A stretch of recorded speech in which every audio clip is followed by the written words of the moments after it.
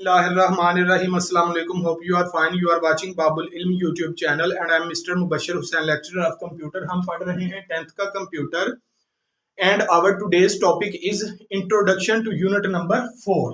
Unit number 4 से आज हम unit number 4 का आज हम introduction देखेंगे and unit number 4 is data and repetition. तो आइए सबसे पहले देखते हैं कि व्हाट इज डाटा, क्योंकि जो चैप्टर हम पढ़ रहे हैं डाटा उसके बारे में हमें पता होना चाहिए। तो डाटा जो है कोई भी टेक्स्ट, ऑडियो, वीडियो, ग्राफ्स को डाटा कहते हैं। अच्छा, ये तो हो गया डाटा। आगे नेक्स्ट ये है कि अगर आपके पास ह्यूज अमाउंट ऑफ डाटा हो तो फिर आप उसके साथ कैसे डील करेंगे, कैसे आप उसको प्रोसेस करेंगे, कैसे आप उसको स्टोर करेंगे। क्योंकि इससे पहले फॉर एग्जांपल हमने जो पढ़ा हुआ है वो ये है कि अगर हमारे पास दो वैल्यू हैं तो हम उसके लिए दो वेरिएबल डिक्लेयर करते हैं और उसके अंदर उनको वैल्यूज को स्टोर करते हैं। ठीक, फॉर एग्जांपल हमारे पास वैल्यू थी 10 एंड 20, तो हमने दो वेरिएबल डिक्लेयर किए और इनमें इनको इनिशियलाइज करवा दिया, स्टोर करवा दिया। अब अगर हमारे पास ह्यूज अमाउंट ऑफ डाटा है तो जो हमने ये टेक्निक पढ़ी है, फॉर एग्जांपल हमारे पास ह्यूज अमाउंट ऑफ डाटा जो है वो 100 वैल्यूज हैं, उसको हम चाहते हैं कि स्टोर करें। तो जो हमने पहले मैकेनिज्म या टेक्निक पढ़ी है वो तो ये है कि वेरिएबल डिक्लेयर करते जाएं और उसमें वैल्यू स्टोर करते जाएं। तो क्या हमें 100 वेरिएबल डिक्लेयर करना पड़ेंगे और क्या हम 100 टाइम्स वेरिएबल को डिक्लेयर करेंगे और फिर अगर हमने इनको डिस्प्ले करना है तो फॉर्मेट स्पेसिफायर 100 लिखेंगे और फिर फॉर्मेट और फिर 100 वेरिएबल्स लिखेंगे। तो ये एक बड़ा बोरिंग सा और इरिटेटिंग सा और टाइम कंज्यूमिंग टास्क है जो एक प्रोग्रामर को बोर कर सकता है। तो फिर क्वेश्चन आता है कि क्या सी लैंग्वेज कोई बेटर मैकेनिज्म प्रोवाइड करती है ह्यूज अमाउंट ऑफ डाटा को डील करने के लिए? तो यस, सी लैंग्वेज अपने यूजर के लिए, अपने प्रोग्रामर के लिए बेटर मैकेनिज्म प्रोवाइड करती है। और वो क्या है? वो है data structure. Different data structures हैं सी लैंग्वेज में, जिसमें एरे है, स्टैक है, क्यू है, ट्रीज हैं, ग्राफ्स हैं। ठीक, लेकिन हम यूनिट नंबर 4 में अरे को डिस्कस करेंगे। एक दफा फिर देखें डाटा क्या है? Audio, video, text, graph data है। तो जो हमने पहले पढ़ा वो तो बड़ा मिनिमम जो डाटा है उसको डील करने के लिए काफी मैकेनिज्म पड़ा हुआ है। फॉर एग्जांपल अगर हमारे पास दो वैल्यूज हैं 10 और 20 तो हमें दो वेरिएबल डिक्लेयर करना पड़ेंगे। और अगर 100 हैं हमारे पास वैल्यूज तो क्या 100 वेरिएबल डिक्लेयर करना पड़ेंगे। तो जो पहले हमने टेक्निक पढ़ी है उसमें तो भाई 100 वेरिएबल ही डिक्लेयर करना पड़ेंगे। तो बेटर मैकेनिज्म सी लैंग्वेज ने प्रोवाइड किया ह्यूज अमाउंट ऑफ डाटा या ह्यूज क्वांटिटी ऑफ डाटा को डील करने के लिए, वो है डाटा स्ट्रक्चर। ये हम डिस्कस करते हैं। अरे है, ट्री है, क्यूज हैं, लेकिन हम यूनिट नंबर 4 में सिर्फ अरे को डिस्कस करेंगे। उसके बाद है रेपिटिशन। रेपिटिशन जो है ये क्या है? देखें, फॉर एग्जांपल मैंने एक स्टेटमेंट लिखी प्रिंट एफ पाक। इसकी जो आउटपुट है स्क्रीन के ऊपर आप जानते हैं कि ये होगी, स्क्रीन के ऊपर पाक आ जाएगा।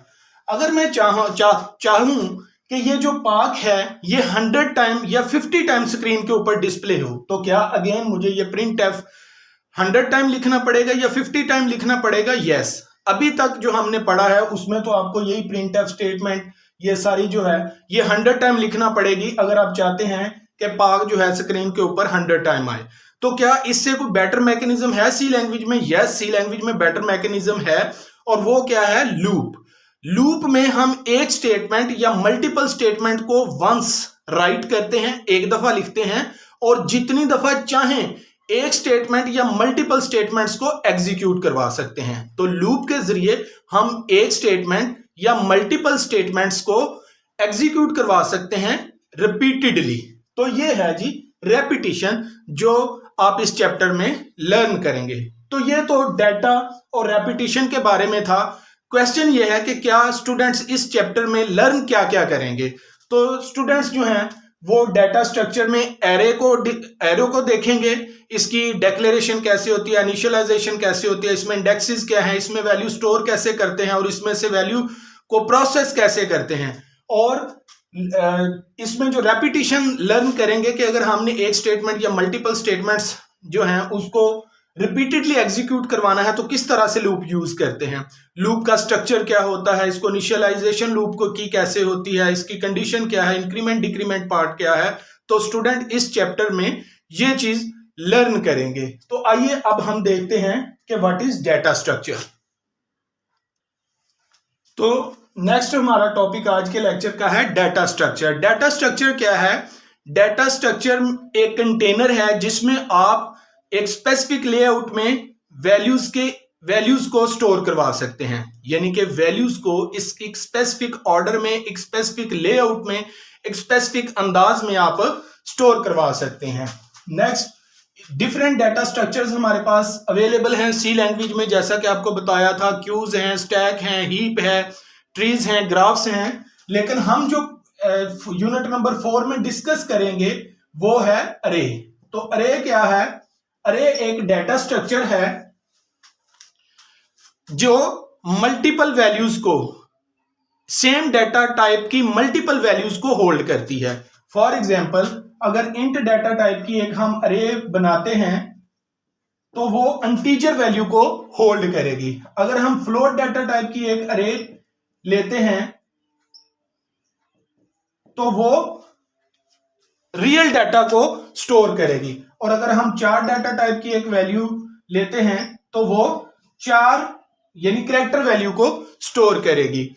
मतलब इंट अरे जो है इंटीजर वैल्यू को होल्ड करेगी, फ्लोट अरे जो है, फ्लोट डाटा टाइप की जो अरे है वो रियल वैल्यू को होल्ड करेगी, और चार डाटा टाइप की जो अरे है वो कैरेक्टर वैल्यू को होल्ड करेगी।